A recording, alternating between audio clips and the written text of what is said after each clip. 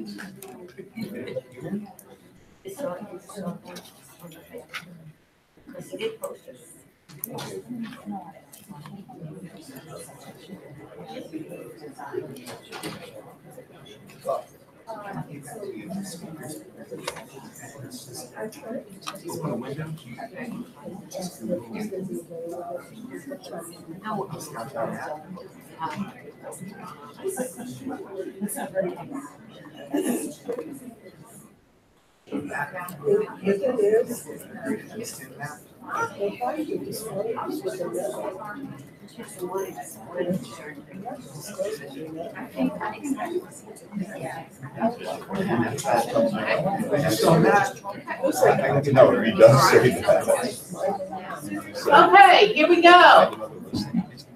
Jonathan is a complete expert in the East End.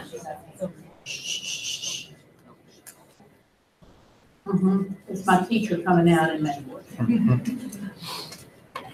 And Jonathan, correct me if I'm wrong. East End is not the same thing as Edo. I'm about to talk about that, but that is correct. Okay, perfect. So we're going to learn all about that. I can't wait to hear. I'm so looking forward to this. Jonathan, now that is who you're talking to. Okay, we're talking to these people right here. Yeah, talking to those people right there. That's right. In this microphone. Your microphone. voice carries those, so you'll be okay. All right. Take it away, man. Well, okay, I am Jonathan Williamson. I'm turning Sotheby's. I've been here maybe, what, 4 months now? Is that right? Something like that? 3 or 4 months. I don't know. I started in the greater East End area about 2013. A buddy of mine had been flipping houses for some years. I was doing interior design part-time, and he called me in on a project. We ended up partnering together. We ended up starting a company. We ended up starting a brokerage. We got my real estate license. Turns out I like real estate a lot better than design and construction in particular. That's a real hassle. So I've been doing this over there about 5 years now. I got my license in October of 2013. Over there, I chose that area, and we chose that area as our specialization because my family moved into the Heights in the late 90s. Our real estate agent was a gentleman named Mel Reyna. And yeah, I still know Mel. And he, I sort of took a note out of his book. He never explained to me what he was doing, and I don't know if he intentionally did it or not, but I saw what he did, and that's what he established himself in this neighborhood when they were selling houses for 100 grand, 140 grand, 150 grand, and then he's still there once they're 1.5 million, right? And he's still one of the bigger agents out there. Yeah. So what I've done is sort of the same thing. I noticed that a lot of my friends who had lived in areas like the Heights and Montrose and all that for years could no longer afford those areas, and a lot of them were moving to the East End. So I thought, well, hey, maybe that's the new Montrose. Let's check that out. And I really liked the area, and we established ourselves there, and it is slowly transforming into that sort of new Montrose, and I've seen rapid development just in the 5 years I've been there. I'll start out with a fun little story, and that's one of the first projects we did over there was a cool little house in the Lawndale subdivision. It's one of those brick Tudor style cottages built in around 1935. And we put that under contract, and a friend of mine wanted to purchase it. So we remodeled it with me acting as designer. He gave us a little extra that wouldn't have been in our budget, I think about 18 grand. We renovated, I think he was in all about 250 when he bought it in 2014. I sold it 2 years later for $350,000. And then in February, I bought it myself for $390,000. So, but I did sell it 3 times. But I mean, it shows you sort of how that neighborhood has been changing just so rapidly. I mean, that's a large percentage of appreciation in a pretty short span of time. And on average, in fact, and I planned, by the way, to put together some charts to show you guys the growth, but I talked to these guys about doing this maybe a little over a week ago, and I was like, yeah, I can totally put together this in a week. And then I put 3 things under contract, and I had a deal with the appraisal come in 85 grand low, and here I am sort of winging it. So, but where I was going was lots of development in that area, 20% annual growth over the last 5 years, largely as appreciation value. So, you know, if you bought something 5 years ago, it's worth roughly twice as much on average in the greater East End. And so the first thing I wanted to do was start with that. Can you show the map of East Downtown? East Downtown. So yeah, so this is Edo. This little triangle. It's actually not that big. This is primarily all commercial development closer in, and a whole lot of townhomes. And those townhomes, of course, are spreading over across this line into this area, a little bit down in here. Tell them what major streets are. Maybe Milby right here is sort of the cutoff of where you're seeing the bulk of that townhome development. It's all sort of west of that, or would we say north of that? Yes. But yeah, primarily all your townhomes, all of this you're familiar with in Edo's here. Lots of cool commercial development over here. There's a project called the East Village that's like 3 city blocks that these guys in Corey and Bob. And they're putting in a lot of really cool stuff there. Restaurants, Best clubs, bars.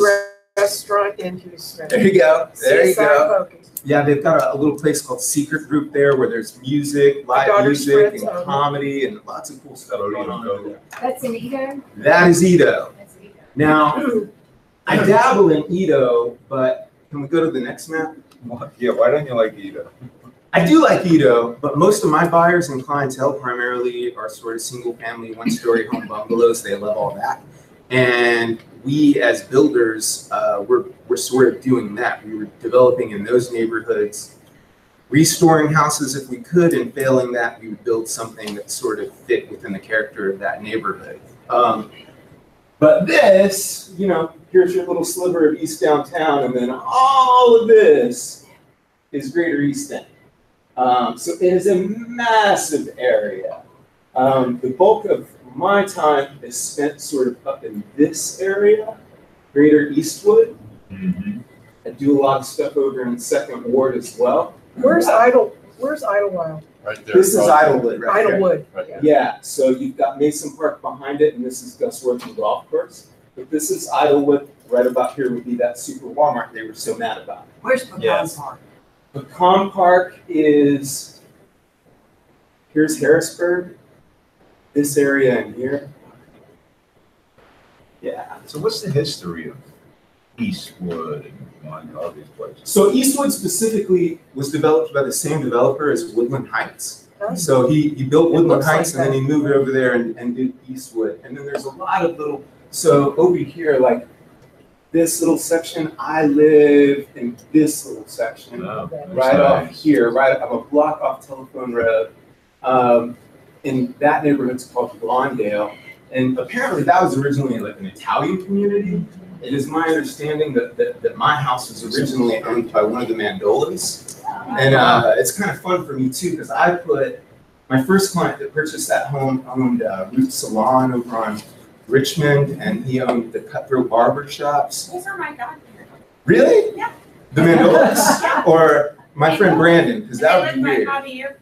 Okay, yeah, okay, cool. Well, I mean, there's a lot of them. I've met some of them and talked to them about it. It's a big family, but it's my understanding one of them originally owned my house, and my friend Brandon bought it. And he's an interesting guy. It was that and Teresa Mandola.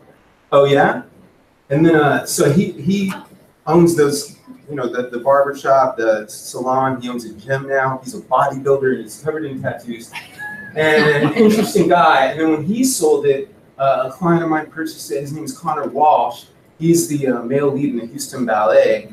So it's developing a nice little fun history, right? And I've been having fun living there.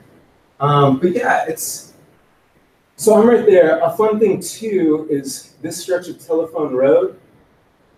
In the last 2 years, I think we've added 2 coffee shops. So we're now like just in this little pocket here, like three coffee shops, 2 art galleries, a bike shop, a CrossFit gym. You can see the way it's going, right? Where's the Metro run?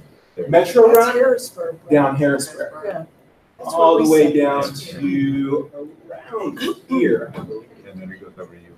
Dinnerville cafeteria. It also runs down Scott Street, Scott, funny. Yeah. so which is right there. Yeah.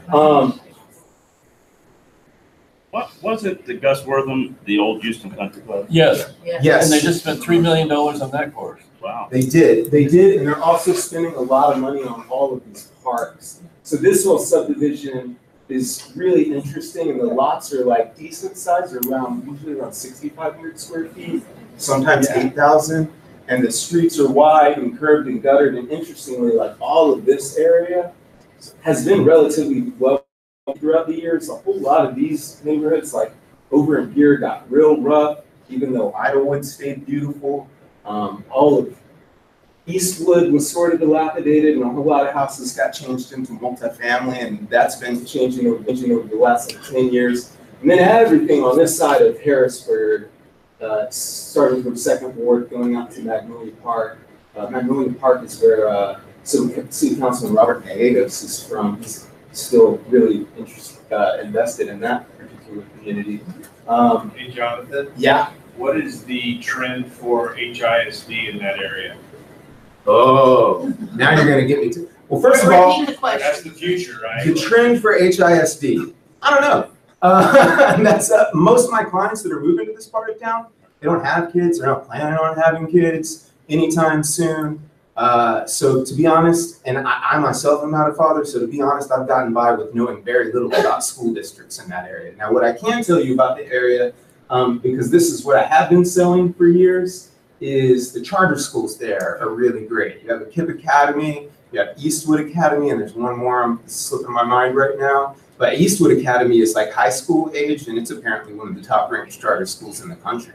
They just redid that campus, and I'm sorry. Eastwood Academy, KIPP Academy, and there's one more that I'm forgetting. KIPP. Okay. KIPP. What about grocery stores?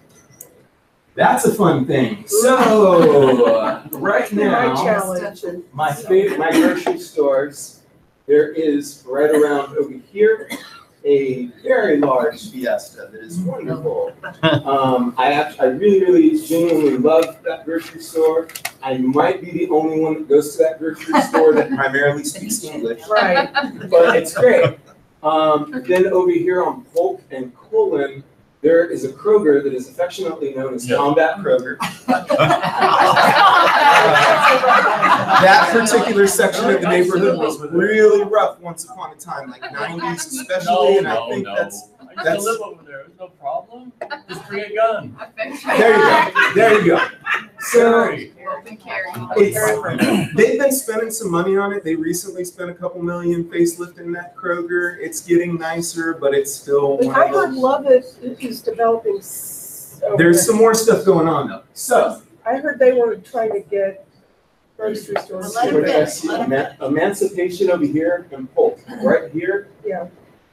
That's where Sprouts is supposed to go in. Right, that's what They're redoing a whole old post office, and supposedly it's going to be Sprouts. Now, for a minute there, when you would drive by, they had the sign that said "Coming Soon," and it showed Sprouts. Now it just says grocery store. So I don't know if that's still going to be a Sprouts, but apparently there's a new grocery store coming. I'm hoping it's still Sprouts. That would be a real game changer for the area because, again, primarily right now, you know, you can go to the Super Walmart, you can go to the Fiesta, you can go to Combat Kroger. And those are your options other than a bunch of, you know, little small neighborhood convenience store type grocers, CVS, whatnot. I do see people grocery shopping at CVS. And how far down along the bio, the hike and bike, where's the start and stop right now where the hike and bike trail goes along the bio? Well, first of all, I mean, it goes all through here and then somehow around, I mean, it's like everywhere. Okay. And you can take that thing all the way across downtown to the heights. Yeah, and I'm on the board of Buffalo Bible Partnership, and it's coming. I mean, that is the complete focus of all our fundraising now is to complete those bike trails all the way down and all the way down to the turning basin, and they're coming. That's the word? The The turning turning basin. basin, and they're coming pretty fast, really. Sure, and another thing that's really important to talk about, this is like, so a couple of the big deals that are coming, right? There's a lot of cool stuff that's coming. Actually, I'll run down a few things. Coffee shops, we got about 6, 7 of them Do you now. want me to pull any of those websites? Maybe, but not quite yet. Okay. So we got about 6 or 7 coffee shops in that whole area now, which a couple of them are in East Downtown, and then a whole lot of them, there's 1 or 2 of them that hit Second Ward.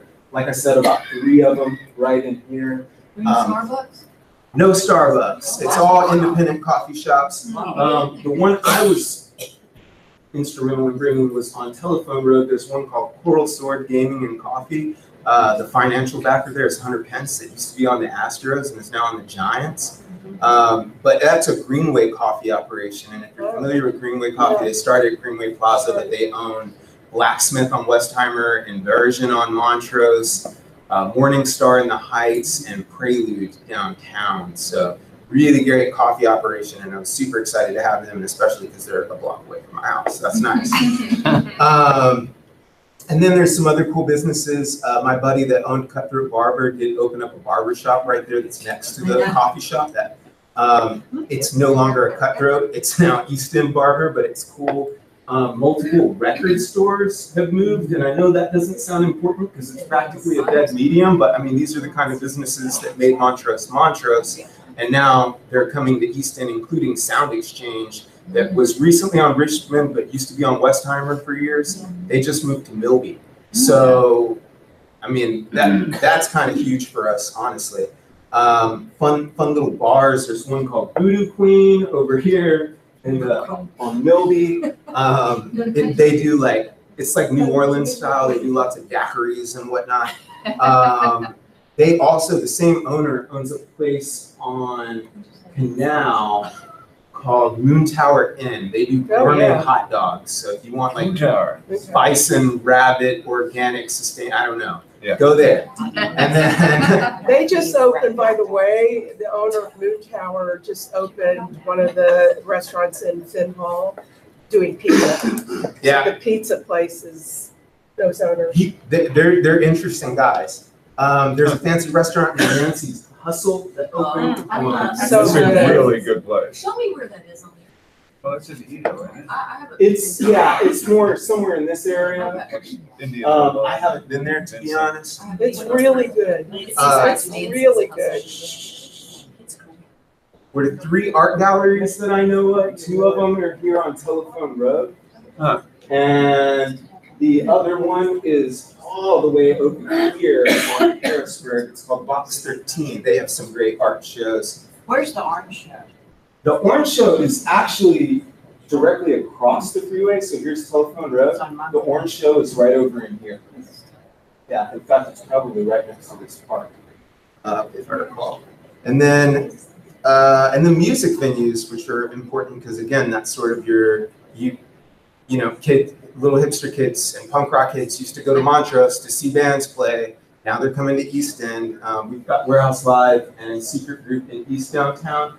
And then there's a whole bunch of little DIY spots all around town that I'm not going to bother you with because they don't last long. But there's one right about here called Satellite Bar that's been getting a lion's share of the big indie bands coming through town. And it's right next to that art gallery. So I think that's kind of interesting right off the light rail. And those are a bunch of fun businesses that have come in just recent years and that are there now. In fact, I think I just saw that yesterday an article came out about Satellite Bar in Houston Press, if you guys want to check that out. But the big thing's coming is over here in Second Ward, and I'm not 100% on this, but I think it's somewhere over here. you guys might have read about Houston needs a swimming pool. It was a like big GoFundMe, and they were trying to raise funds, and it got some press and attention. But it's some of the guys that own Axelrad. They are raising money, and it's apparently like a 2-year project. But they've described it to me as it's going to be Axelrad on steroids. But they're building a swimming hole that's going to have a bar and all that sort of patio space and all that. And I'm really excited about that project. I do have a link to an article about that that's going to be sent out with the notes on this. If you guys want to look at that. What's that? Where's that going? It's going to be in Second Ward. And I think that it's going to be somewhere in here, but I'm not 100% on that. Then the really big thing is all along here, the old KBR site. I don't know if you guys have heard about this one, but Midway Development is developing something called the East River Project. And it's 150 acres. It's a mile of water, riverway right there.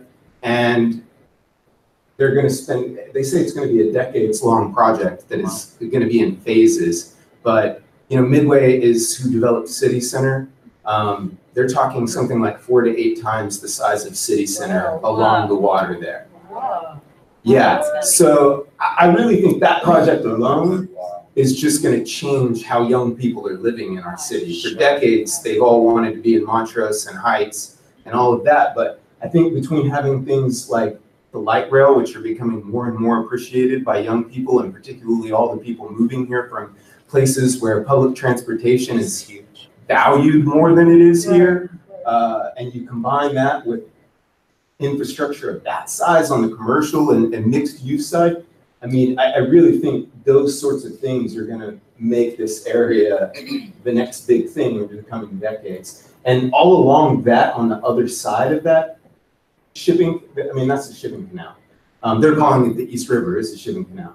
But the other side of that, all those streets you can see just above that, I mean, they are already, all townhome developers are going crazy over in there. Everything's being developed there already in anticipation of that coming. Let me ask you something. Yes. Is there any section where they're redoing and restoring the old homes and people are living there? Yes, that's primarily what I do. So Eastwood, you see Greater Eastwood, that whole Greater Eastwood area is primarily that. Right. And basically, honestly, where you see that line there between East Downtown and Greater Eastwood, practically on the Eastwood side of that, you don't see a whole lot of townhomes on that side. Maybe in the tip top up here above Milby, you see some, but you don't see a whole lot down there. The closest I've seen is Lovett has some projects going on right about Scott Street here. They bought more or less this city block, and then they bought this whole section. He's owned that for years. Okay. Is that where the And coffee place is? No. Yeah, it's right on Harrisburg, right? The coffee. the coffee is, no, that's down here. So Harrisburg, that's like, right, that's here. Oh, the coffee factory? So, Coffee yeah. grinding place. So where I'm at is, let's see, Oh, I see. got Lovewood, Telephone, should be Dumble. Yeah, it's in here somewhere. So like if you were buying one, if you had a young person who wanted to buy something to redo, how much would they have to pay to get a single family home in like Greater Eastwood area? So Eastwood, it's interesting to me because the first thing I would do is advise them, don't buy it to fix it up. Buy something that's already been fixed up, because what I see overall, like I have a beautiful house on the market right now that I put under contract for $475,000, and I just got the appraisal up to $405,000. Whereas if you bought that house to fix it up, you'd probably be buying around $325,000. You know, and you're gonna spend more than $100,000 doing it. On average, yeah. I mean, our remodels in this whole part of town, and granted, what we're buying is frequently the houses that have been neglected the most. But I mean, we spend $150,000 on a lot of those remodels because, I mean, 2,000 square foot house, is that? That's too big. it's too big. I mean, honestly, the average in that whole area, and in Eastwood proper, there definitely are some houses that are in that maybe 2,500 and even 3,000 square foot, some of those big old kind of Victorian style homes, but not a whole lot of it. On average, you're talking bungalows that are 1,500 to 1,700 square feet. And there's even still a lot of 2-1s that are, 1,000 to 1,200 square And feet. you're still paying 300,000? Now, for a 2-1, you're getting a lot lower, but that's not what most people are looking for these days. Yeah. And most of the 2-1s are kind of dying out as investors are snatching those up and adding a master bedroom and bath and, making them a 3-2, right? So they're still there, but they're less and less. And you can get in there for as little as, for a decent house. So, and especially it depends on the area, right? Like if you go back in that Mason Park area, because it's so much further from downtown, I've sold houses over there for as high as about 250. But that's sort of a new construction house that was on the much larger side for the area, just sold for 450,000 in that area, but I don't even know how they pulled off that appraisal. That area, I mean, by and large, 300 is on the high end over in that area. And then as you get closer to town, your high end is between 400 to 450. And the lot size? It varies greatly. Your standard lot is about 5,000 square feet, but it depends what pocket you're in. Because like if you go across in the second ward, I mean, then you might start seeing lots as small as 4,000 square feet. If in Greater Eastwood, much like the Heights, the Heights is full of 5,000 square foot lots, but they also have a whole lot of 6,000 square foot lots. It's kind of the same thing. Occasionally you find a bigger lot. I've sold some as large as almost 9,000 square feet over there. There is a subdivision called Broadmoor. It is this area. And Broadmoor is probably I would say probably the third most desirable neighborhood in the area, starting with Idlewood that you guys asked about, to Eastwood, and then Broadmoor, which Broadmoor, I mean, if you live in Broadmoor, you join the East End the Eastwood Civic Association, right? So you're still part of Eastwood, really, but it's a different subdivision. But what's cool about that neighborhood is the average lot size is 6,250 square foot, and that's more or less the minimum over there. Everything else might be as high as 9,000 square foot because they're angled streets, and so some of those lots get bigger slices and get up to about 9,000 square feet. I want to tell you a quick story. I had a lot listed over there. They can't hear you. I want to tell you a Jennifer. story. I had a lot listed over there about 3 or 4 years ago. It was a 5,000 square foot lot for 110,000, and Frank Lou bought it. It was just a plain, lot with houses around it, but there was nothing on the lot. So the seller called me about a week before the closing. He said, "I forgot to tell you something." And I said, "What?" She said, "That used to be a gas station. There's a very large storage tank under the property." So the next call I made was to Frank Luke. I said, "I'm gonna have to call Frank Luke and tell him." She said, "Oh, he won't care. Don't do that." And I picked up the phone and called Frank Luke, and I said, "Frank, just 1 minute ago, I found this out." And he said, "Really?" He said, "I do not want the lot." I said, "That's fine with me." And I said, "I do not want the listing." So be careful. Yeah, there's some of that over there. And interestingly too, I mean, some of the stuff I've done on Harrisburg, they had a controversy. You guys, I mean, it was big over there. I mean, most people wouldn't have had any reason to pay attention to the story. But on the light rail line, when they were trying to complete that line, there was a section where they wanted to dig and do like a underpass, and they couldn't do it because the soil was too contaminated. And so and apparently then the city had to run tests, like environmental tests, like all up and down Harrisburg. And so a lot of times if you're looking in those areas, like you're asking for those reports, because people have them, and some of them came up clean. I looked at a dry cleaner at the corner of Dumble, and more or less Dumble and Harrisburg, and I mean a dry cleaner no less. I expected it to be nasty, and they got a clean report.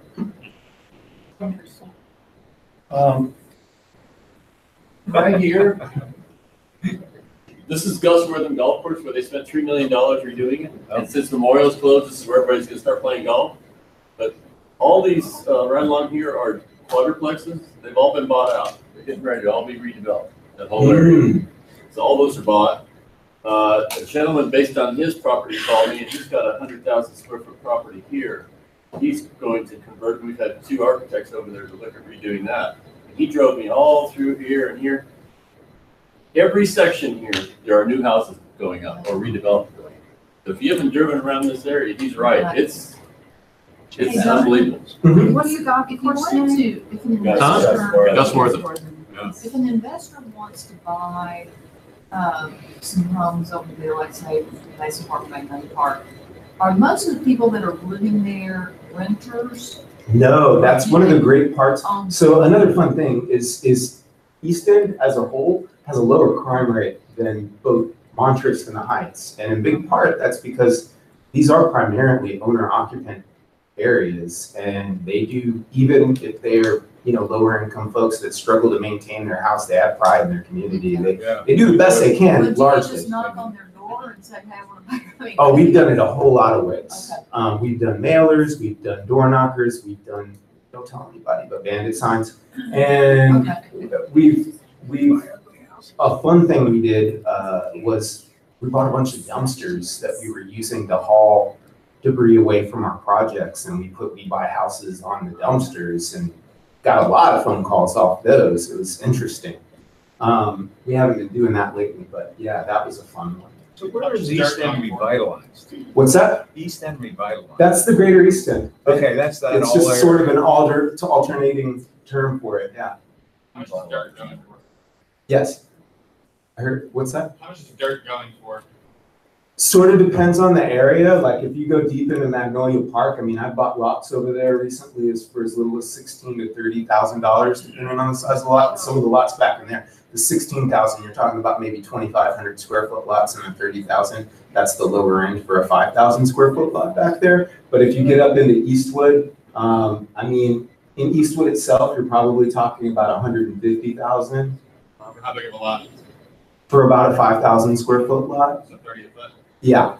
That translate to larger lots as well? I mean, there's not a whole lot of larger lots, but more or less. And then as far as Idlewood goes, like I can't even tell you because I haven't hardly been able to dip my toe in that neighborhood. Nobody wants to move from there. They stay forever. And if you're there, you know, I mean, they're just happy. Not to mention there's a couple real estate agents that live there that do a real good job of networking with that community. And if they do leave, I mean, frequently those houses just sell without hitting the market. They kind of trade hands. I've heard of people moving that have lived in 3 houses in that neighborhood because they're just sort of swapping them. Wow. How many houses approximately in Idlewood? In Idlewood, I don't know off the top of my head. I do know Terry just ran the number for Eastwood itself for me, and it was right around 600 houses for Eastwood. I think I read on Idlewood like recently it was like 260 or. That sounds about right. She said about 260 for Idlewood, and I believe that because just in comparison of size, I mean, you can see the Eastwood neighborhood is very large versus that little pocket for Idlewood. It's not that large. Lovely neighborhood though, really pretty. Did that flood at all here in Harvey? So in Harvey, the only flooding I heard about at all, I heard about some folks that lived in this little pocket, getting a little water, but just the ones that back up practically directly to this. Oh, and then right. I heard of some people along Gray's Bayou that back up, getting a couple inches. I'm not talking more than a couple inches. We're not talking feet, just a few inches that got into some houses in a few places. Otherwise, we were high and dry. I never so much as lost electricity or any of that.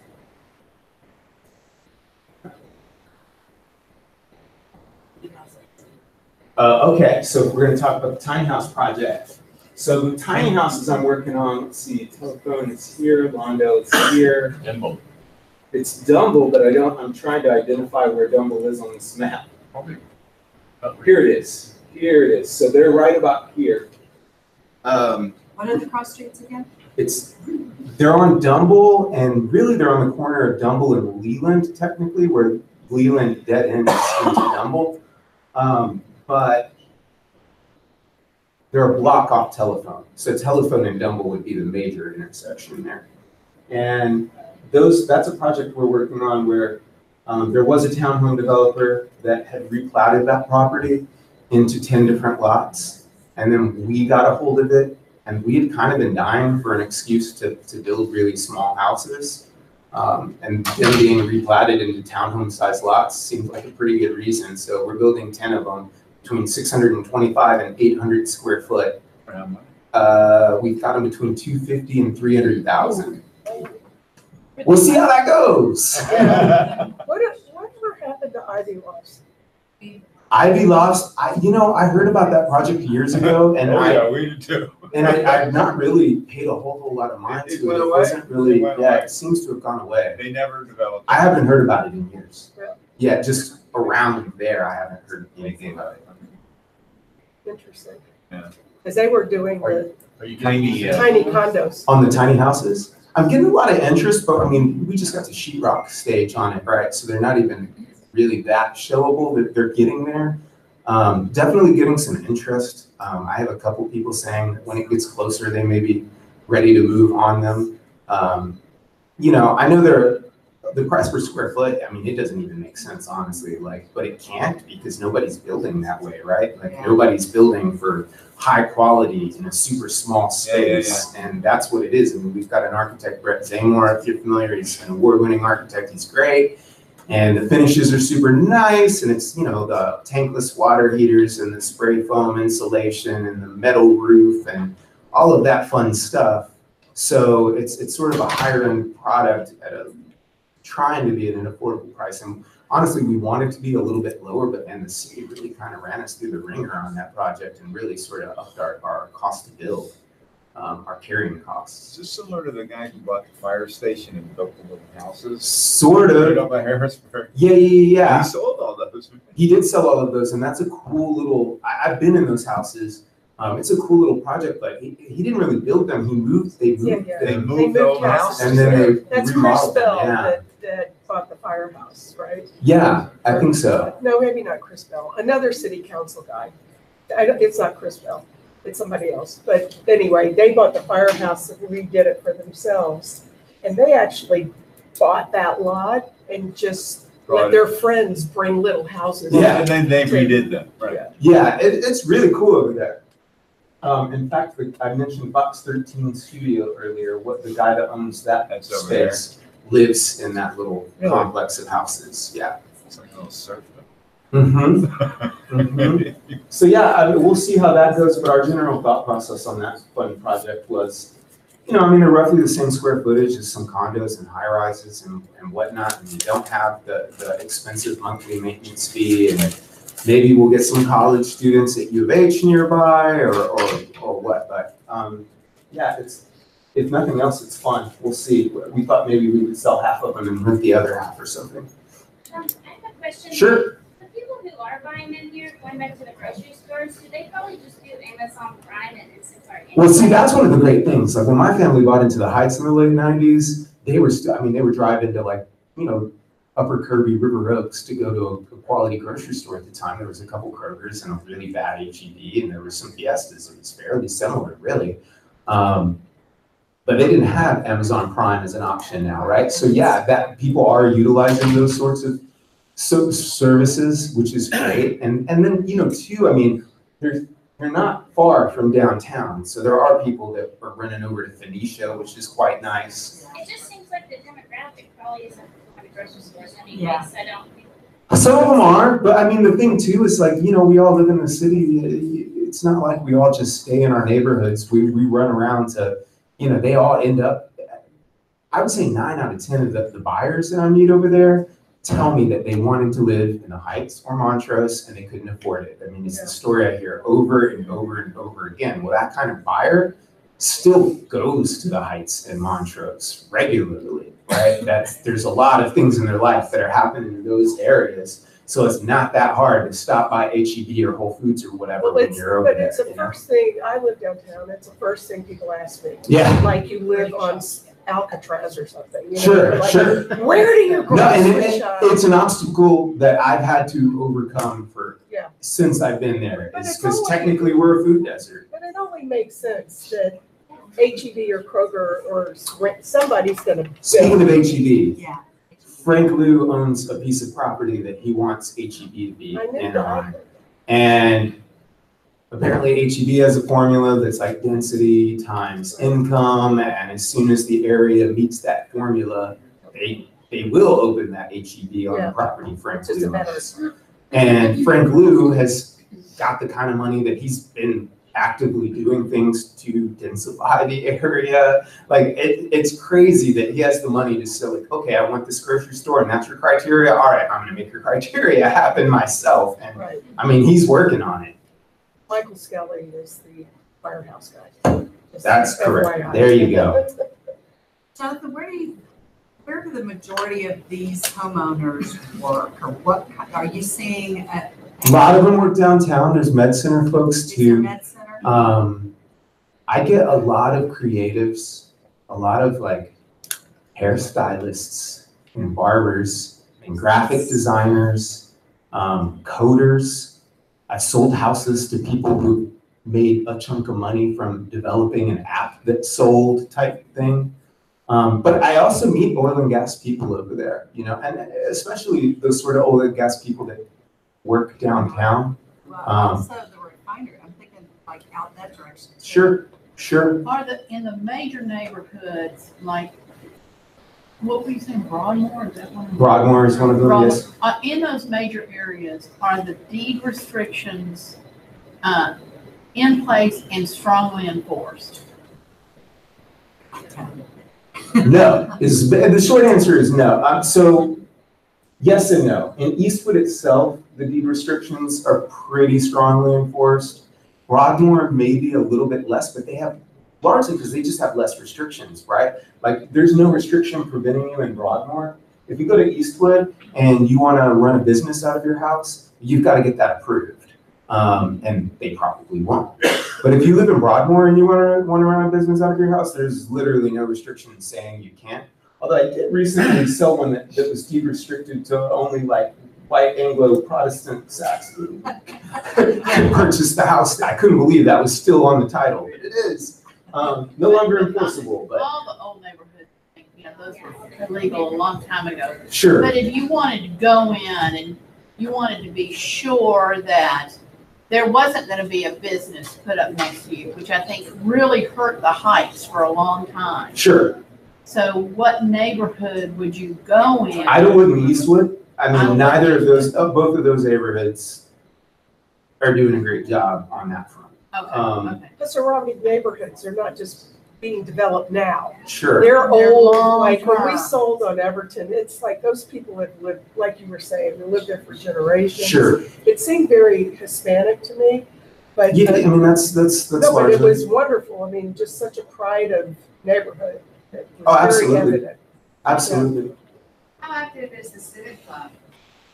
The Civic Club is fairly active. I mean, they have a historic tour of Eastwood. It's not a designated historic neighborhood, but they have a historic home tour every year. They have programs to clean up parks and. But in terms of monitoring the deed restrictions or enforcing the builders or whatever's coming in their area, are they pretty active? They definitely are. Yeah. They definitely are, yes.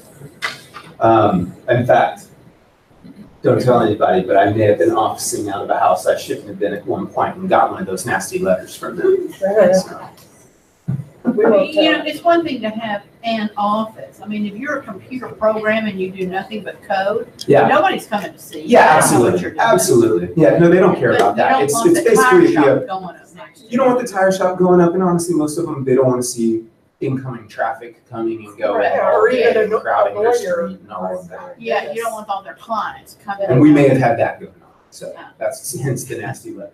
Okay. But yeah, So really between I-10, 45, and 610, yeah, south Well, of 59 the is. bio.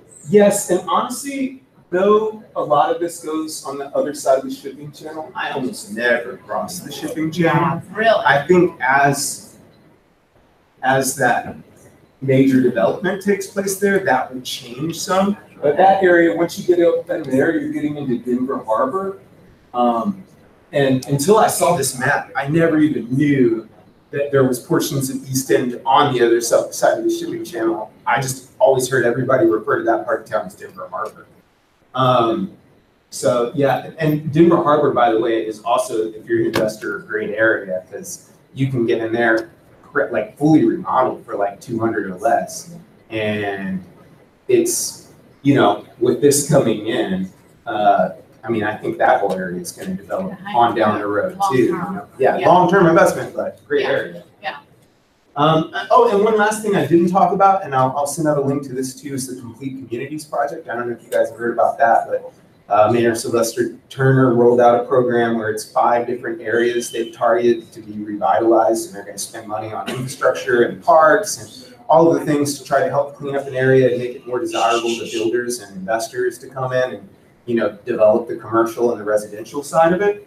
And Second Ward is one of the 5 named communities, which is great because the streets over there are generally terrible. You're usually not talking about curbs or gutters. There's frequently no sidewalks, and the streets are just full of potholes. It's terrible. So I'm glad to see them spending a lot of money on that. And then apparently, I've been told by City Councilman Robert Gallegos that in the second phase of the Complete Communities Project, they're going all the way. They're continuing the Second Ward all the way down into Magnolia Park. So I think that's really interesting for the area. Now, where does Sylvester Turner live? Doesn't he live right around here someplace? Not that I'm aware of. I know Carol Alvarado's over here, and City Councilman Gallegos is still in the area, but I'm not. If Sylvester Turner lives over there, he needs to say hi because I haven't seen him around.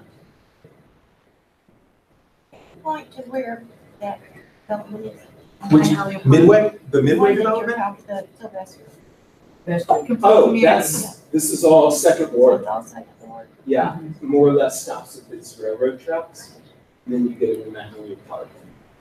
But yeah, that whole area is part of the Complete Communities.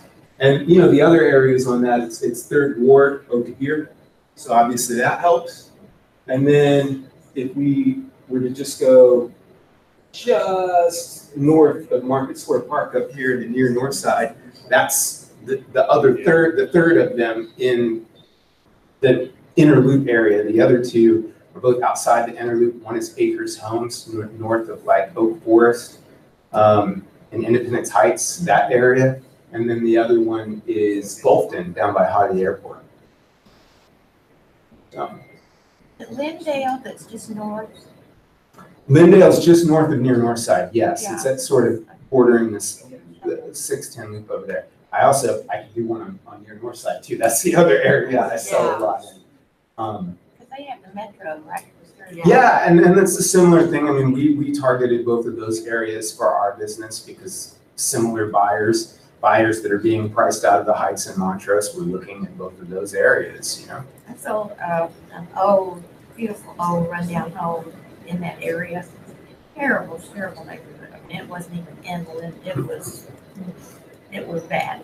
I mean, there were toilets on the street and the front yard, you know. Yeah. Neighborhood. But to a law firm that moved their offices from Memorial out there and redid it totally. Gorgeous. I mean, that area is changing quickly as well. That area does not feel as safe to me as East End. East End, I don't see anybody having a problem walking their dogs or their kids or riding bikes or whatever. I've never really heard of anybody having any problems. My clients over near North Side, it's a little bit of a different thing. It's sort of a more convenient location because you're just right across 45 from the Heights, and you're just sitting in the shadow of downtown. But you don't want to walk your dog. Pros and cons, right? Yeah. I'm just curious looking at this map. All my old relatives are buried in Lawndale Cemetery. I was gonna ask this question. Where is Right across Lawndale? from the golf course. Yeah. Is that it? Oh, okay. Yeah. It's huge, and I'll say that if you drive down that stretch of Lawndale, it's really beautiful because you pass Gus Waterdam, and then that cemetery that's, you know, really well maintained and big beautiful trees, and yeah, And you've got the bayou there, and it's very green up and down that stretch. There's also a convent over there somewhere that is on this big, giant lot with lots of beautiful trees. It's on 90, it's on 90, Yeah. Highway 90 in Lawndale, takes that whole block. The whole, right, Right there. that big block right there, that's the convent. Really? Yeah, they should color that green too, as far as I'm concerned. It's a beautiful, beautiful church and convent. It's supposed to Yes. be one of the most beautiful It is. places. Yeah, yeah. Stunning. Stunning. I mean, I'm looking at this, this is Lawndale Cemetery. Y'all remember going and feeding the ducks in Lawndale Cemetery? You can feed the ducks in Lawndale Cemetery at the pond. And this is a funny story. We took a little boy, my friend's grandchildren, we said, let's go feed the ducks. They drove over there. Well, she bought a big old loaf of Miss Bear's bread. These children have never tasted white bread before. Because we all raise children on wheat bread. They've never tried it. And so the little boy was feeding the ducks, and he thought, well, he just tastes a little of that white bread. Well, I mean, he shut Never go back. And, I mean, it was just wads of white bread. Because he'd never had it before. And I'm sure he's had sushi. Yeah, So- that's right. I mean, I think that's more or less it on my area, unless anybody else has any additional questions. Great job. Thank you. Thank you. Thank you. Wasn't this the most interesting thing? So good, I thank just- you. I know so much more than I used to know. But also, when you talk to your young clients, I mean, they need to know this area. Terry. Because, I don't see old people moving in here, but young people, this is gonna change the city. We're so used to the city growing west, but to be near the action, this is where it's happening, east of downtown. Isn't that interesting? Y'all, thank you, thank you, thank you. Have a terrific, terrific day. And RSVP for the circle if you have not already. And here's your Zillow handouts up here. Bye, bye. See y'all later.